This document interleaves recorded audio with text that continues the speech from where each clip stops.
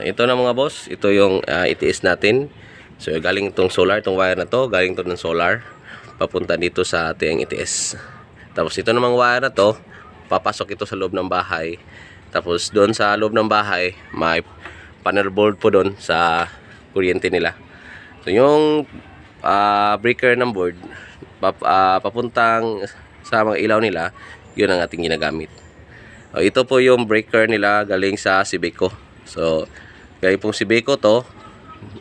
Dito tayo kumuha ng AC volts 220 papuntang itiis natin. So pag naubos tong solar natin sa load nila, lilipat dito sa Sibeco. Automatic po nalipat. So ito naman pong itiis natin, may double po ito na switch. Ito po ay automatic at saka manual. Ayan po. So makikita nyo, nakatabi na siya sa Sibeco. Napansin nyo dati yung itiis natin natabi no sa solar setup natin dun sa mga picture, pero nilipat natin dito kasi magdadala tayo ng ground at saka makatipid na rin sa wire. Yan po. Yan. So ang solar natin, siya po ang nag-operate sa lahat ng ilaw to sa bahay. Kasi maliit lang po yung setup natin, 1 kilowatt 24 volts lang. So yung lahat ng ilaw ay kaya na i-manage, pati yung TV, rice cooker, yung mga ceiling fan, yung mga maliit lang na kaya ng inverter. 800 watts pa ubos. Ayan, napakaraming suga dito guys. Napakaraming ilaw dito. 20 plus na ilaw po to. So ayan, so medyo malayo-layo talaga. Kaya para makatipid sa wire, hindi naman mapabili ng maraming wire si client.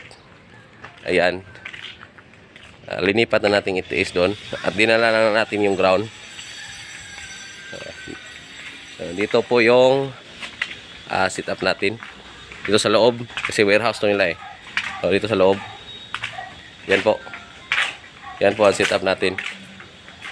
So itong dalawang wire na to na naka-flexible hose, ito po ay galing sa solar panels natin doon sa taas.